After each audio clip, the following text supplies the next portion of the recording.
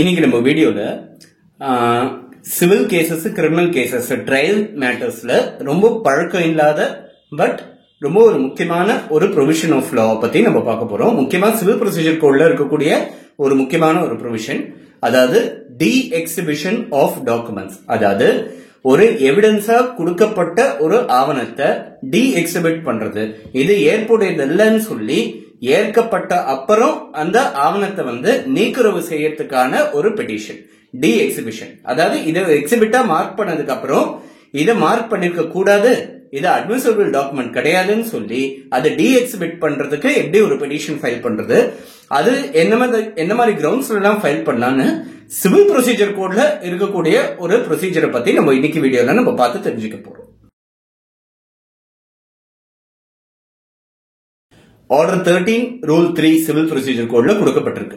அதாவது ஒரு கோர்ட்டுக்கு எந்த ஸ்டேஜ்ல வேணாலும், court may at any stage of the suit civil procedure கோட்ல கொடுக்கப்பட்டிருக்கு. எந்த ஸ்டேஜ் கேஸோட எந்த ஸ்டேஜா இருந்தாலும் ஒரு டாக்குமெண்ட இன்அட்மிசிபிள் அல்லது irrelevant-ஆ இருக்கக்கூடிய ஒரு டாக்குமெண்ட அது எப்போ வேணாலும் ரிஜெக்ட் பண்ண முடியும்.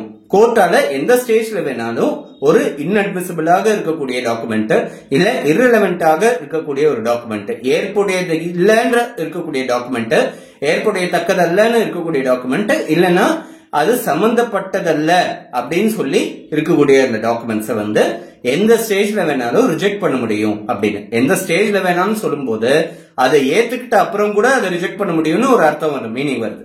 ஒரு டாக்குமெண்ட்டை எவிடன்ஸா மார்க் பண்ணினதுக்கு அப்புறம் கூட கோர்ட் நினைச்சா அந்த டாக்குமெண்ட்டை ரிஜெக்ட் பண்ண முடியும். And the court has to record the reasons for such objection. அதாவது எந்த ரீசனால அது ரிஜெக்ட் பண்ணப்பட்டிருக்குன்னு சொல்லி அதுக்கான ரீசன்ஸை ரெக்கார்ட் பண்ணது வேண்டியது அவசியம். சோ இந்த டி எக்ஸிபிஷன்ன்றது இதை பேஸ் பண்ணி கோர்ட்டோட டிஸ்கிரிப்ஷனா தான் கொடுக்கப்பட்டிருக்கு. பட் எவிடன்ஸ் பொறுத்த வரைக்கும் ஒரு ஒன்ஸ் அந்த எவிடன்ஸ் மார்க் பண்ணப்பட்டிருக்கு அப்படின்னா கோர்ட் அதை ஏத்துக்கிட்டு இருக்குன்றது அர்த்தம். சோ அந்த ஏத்துக்கிட்ட ஒரு எவிடன்ஸ அதுக்கப்புறம் அது ஏற்புடையதல்லன்னு சொல்லி ஆப்போசிட் பார்ட்டி என்னென்ன ஸ்டேஜஸ்ல ஃபைட் பண்ண முடியும்னு சொல்லி நிறைய கேசஸ் நடந்திருக்கு. அதை ஏத்துக்கிட்ட அப்புறம் ஒரு டாக்குமெண்ட் டி எக்ஸிபிட் பண்றதுன்றது சாதாரண விஷயம் இல்ல. ஏன்னா கோர்ட்டோட டிஸ்கிரிப்ஷனரி பவர் எக்ஸசைஸ் பண்ணி ஒரு டெசிஷன் பண்ணியாச்சு, அந்த டெசிஷனே ரிவ்யூ பண்ண சொல்ற மாதிரி தான் இருக்குது. சோ அந்த மாதிரி ஒரு ரிவ்யூ கிரியேட் பண்ணும்போது ஒரு ஸ்ட்ராங்கான ஒரு லீகல் ஃபுட்ஹோல்ட் வேணும்.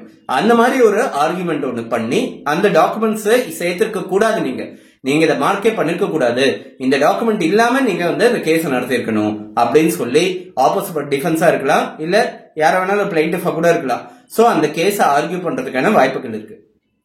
அப்படி அந்த டி எக்ஸிபிஷன் எப்போ பண்ண முடியும்ன்றது ஒரு ஆந்திர பிரதேஷ் ஹைகோர்ட் ஜட்மெண்ட் ஒன்னு இருக்கு, ரொம்ப ஒரு முக்கியமான ஜட்மெண்ட். அதை பத்தி இன்னைக்கு நம்ம பார்க்க போறோம். ஏபி லாலி கேஸ்ன்னு சொல்லிட்டு பேரு. அந்த கேஸ் பத்தி இன்னைக்கு நம்ம பார்க்க போறோம். இந்த கேஸோட பேரு ஏபி லாலி வர்சஸ் குரம் ராமராவ் அப்படின்னு ஒரு ஜட்மெண்ட். 2017 செப்டம்பர் மாசம் 19 வந்த ஒரு முக்கியமான ஒரு ஜட்மெண்ட். இந்த கேஸோட ஃபேக்ட்ஸ் என்னன்னா, இந்த பிளைண்டிஃப் என்னன்னா ஒருத்தருக்கு பணம் கொடுத்திருக்காங்க, அந்த பணம் திரும்பி வரணும். 18,92,000 ரூபாய் அவங்களுக்கு டிஃபெண்டன்ட் கிட்ட இருந்து வரணும். சோ இந்த பேமெண்ட் வரணும்ன்றதுக்காக கேஸ் ஃபைல் பண்றாங்க, ரிகவரி சூட், சிம்பிள். சோ இந்த ரிகவரி சூட்டை பேஸ் பண்ணது ஒரு டாக்குமெண்ட்டை பேஸ் பண்ணி, இந்த டாக்குமெண்ட் ஹேண்ட் லெட்டர் மாதிரி ஒரு கடிதாசி மாதிரி இருக்கு. இல்ல என்ன எழுதிருக்குன்னா, இவரை நான் உங்களுக்கு இந்த வட்டியோட இந்த டேட் அன்னைக்கு திரும்பி கொடுத்துறேன் அப்படின்னு சொல்லிட்டு ஒரு இது மாதிரி எழுதியிருக்கு. சோ இந்த ஹேண்ட் லெட்டரை சப்மிட் பண்ணி தான் அவங்க அந்த கேஸையே பேஸ் பண்றாங்க. அதை பேஸ் பண்ணி தான் அந்த ஃபவுண்டேஷனே, இந்த கேஸோட ஃபவுண்டேஷனே இதுதான், அந்த ஹேண்ட் லெட்டர் தான். சோ இந்த கேஸை ஃபைல் பண்ணிட்டாங்க. இந்த ஹேண்ட் லெட்டர் ஒரு எவிடன்ஸா மார்க் பண்ணும்போது ஆப்போசிட் பார்ட்டி என்ன சொல்றாருன்னா, மார்க் பண்ணும்போது விட்டாச்சு, மார்க் ஆயிடுச்சு எவிடன்ஸா. அதுக்கப்புறம் ஆப்போசிட் பார்ட்டி என்ன சொல்றாருன்னா, இந்த ஹேண்ட் லெட்டர் அட்மிசிபிள் டாக்குமெண்ட் கிடையாது, ஏன்னா இது ஒரு சாதா ஒரு லெட்டரா நீங்க ட்ரீட் பண்றீங்களே தவிர ஒரு அக்ரிமெண்டா நீங்க ட்ரீட் பண்றீங்க. அப்போ இந்தியன் ஸ்டாம்ப் ஆக்ட் கீழே இருக்கக்கூடிய ஸ்டாம்ப், அதுல இருக்க வேண்டிய ஸ்டாம்ப் சரியா இருக்கலாம், ஆனா இது ஒரு பாண்டா ட்ரீட் பண்ணும். சோ இத்தனை நாளைக்குள்ள இந்த மாதிரி நான் கொடுக்கறேன்னு சொல்லிட்டு அதுல ஸ்பெசிஃபை பண்ணி சொல்லியிருக்காரு. சோ இதை ஒரு பாண்டா ட்ரீட் பண்ணீங்கன்னா இதுக்கு கட்ட வேண்டிய ஸ்டாம்ப் டியூட்டி வேற. சோ இந்தியன் ஸ்டாம்ப் ஆக்ட்ல இது பாண்டா ட்ரீட் பண்ணா கட்ட வேண்டிய ப்ரொவிஷன்ஸ் மாறுபடுறதுன்றதுனால அந்த மாறுபட்ட ப்ரொவிஷன்ஸ் பேஸ் பண்ணி தான் இந்த கேஸை ட்ரீட் பண்ணணும் நீங்க. சோ அப்படி பார்க்கும்போது இந்த பர்டிகுலர் கேஸ் வந்து இந்த எவிடன்ஸை பேஸ் பண்ணி அட்மிசிபிள் கிடையாது. இந்த எவிடன்ஸை வந்து நீங்க டி எக்ஸிபிட் பண்ணணும். திரும்பி எக்ஸிபிட்டா நீங்க ட்ரீட் பண்ணாம மார்க் பண்ண ஒரு டாக்குமெண்ட்டை டிமார்க் பண்ணணும், ரிமூவ் பண்ணணும் அப்படின்னு சொல்லி இவங்களோட வாதம். சோ இந்த வாதத்தை ஏத்துக்கிட்டு கீழ்கோர்ட் ட்ரையல் கோர்ட் என்ன சொல்லியிருக்காங்கன்னா, நீங்க டிஃபரன்ஷியல் ஸ்டாம்ப் டியூட்டியை கட்டிடுங்க, நான் இதை எவிடன்ஸாவே வச்சுக்கிறேன் அப்படின்னு சொல்லிட்டு சிம்பிளா வந்து ஒரு ஆர்டர்ஸ் ஒன்று பாஸ் பண்ணிட்டாங்க. டி எக்ஸிபிட்லாம் பண்ண முடியாது, நீங்க டிஃபரன்ஷியல் ஸ்டாம்ப் டியூட்டி கட்டிடுங்க, நான் கட்டிடுறேன் அப்படின்னு சொல்லி நான் இதை வந்து டாக்குமெண்டாவே வச்சுக்கிறேன். பட் நீங்க டிஃபரன்ஷியல் ஸ்டாம்ப் டியூட்டி கட்டாத பட்சத்துல இதை டி எக்ஸிபிட் பண்ண வேண்டியதா இருக்கும் அப்படின்னு சொல்லி கீழ்கோர்ட் வந்து சொல்லியிருக்காங்க. இதுக்கு அகேன்ஸ்டா ஹைகோர்ட்ல வந்து ரிவிஷன் பெட்டிஷன் ஃபைல் பண்றாங்க. சோ இதுதான் பேசிக். ஹைகோர்ட்டுக்கு வரும்போது இவங்க சைடு என்ன வாதம் வைக்கிறாங்கன்னா, நான் வந்து ஒரு டாக்குமெண்ட்டை கோர்ட் ஏத்துக்கிட்ட அப்புறம் அவங்களுக்கு அதை வந்து ஏத்துக்கிட்டு இருக்க கூடாதுன்னு சொல்றதுக்கு என்ன ரைட் இருக்கு? ஏத்துக்கும் போது அவங்க வந்து ஃபைட் பண்ணலாம். ஒரு டாக்குமெண்ட்டை மார்க் பண்ணும்போது அந்த எவிடன்ஸ் மார்க்கிங் ஸ்டேஜ்ல அவங்க ஃபைட் பண்ணலாம்.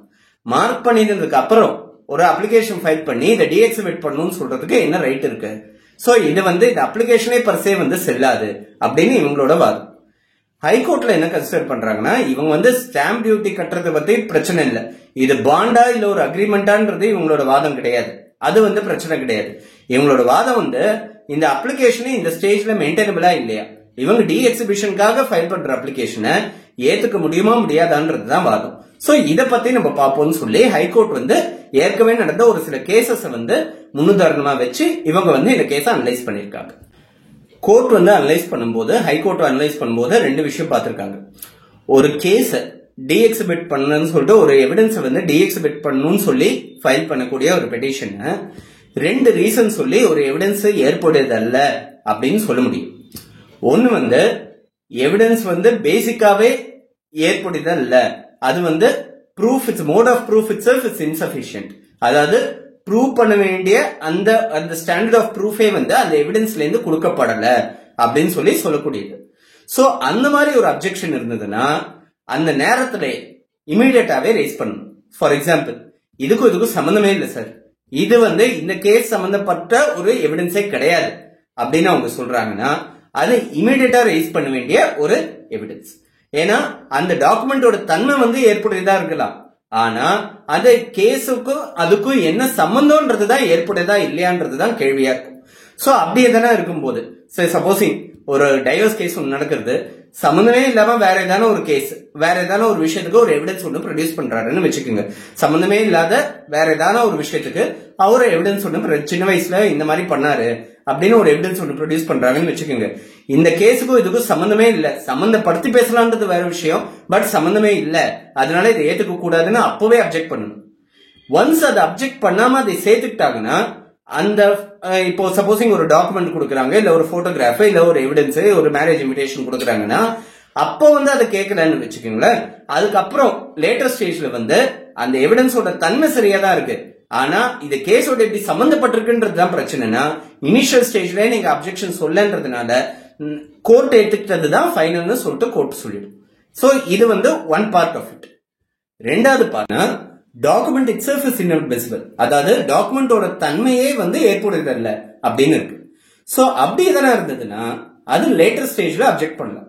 இப்போ இந்த டாக்குமெண்டே பேசிக்கா வந்து ஏற்கத்தக்க ஒரு டாக்குமெண்டே கிடையாது, நீங்க வந்து எப்படியோ மார்க் பண்ணிட்டீங்க, பட் இதை ஆக்சுவலா ஏத்துட்டு இருக்கவே கூடாது. ஃபார் எக்ஸாம்பிள், ஒரு இமெயில் ஒரு எக்ஸிபிட் ஒன்று கொடுக்குறாங்கன்னா அது கூட வந்து அந்த அஃபிடவிட் ஒரு சர்டிபிகேட் கொடுக்கணும் அப்படின்றது இருக்கு.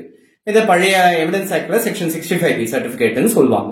சோ இந்த 65B சர்டிபிகேட் இல்லாம அந்த எவிடன்ஸ் நீங்க ஏத்துக்கிட்டது வந்து ஆரம்ப கட்டத்திலேயே அது இன்அட்மிசிபிள் இருக்கு.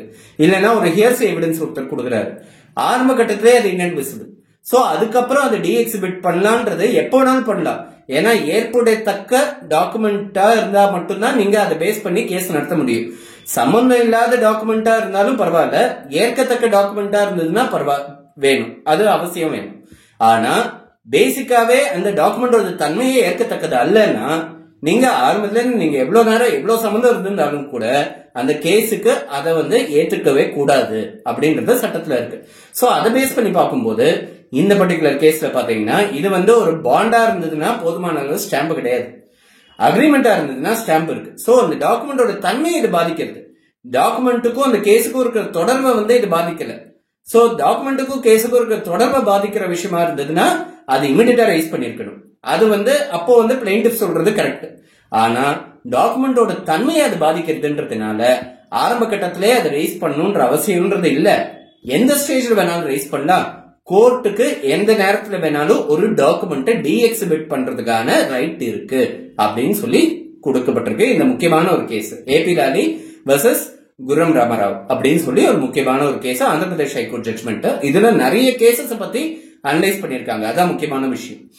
சோ இத பேஸ் பண்ணி பார்க்கும்போது எந்த நேரத்துல வேணாலும் கோர்ட் ஒரு டாக்குமெண்ட்டை டீஎக்ஸிபிட் பண்ண முடியும். இது ட்ரையல் கேசஸ்ல முக்கியமான ஒரு ஸ்ட்ராட்டஜி. ஒரு டாக்குமெண்ட்டை டீஎக்ஸிபிட் பண்றதுக்கு மூவ் பண்றதுன்றது ஒரு முக்கியமான ஒரு ஸ்ட்ராட்டஜின்றதுனால இதை எல்லாரும் முக்கியமா தெரிஞ்சுக்க வேண்டிய ஒரு விஷயம்.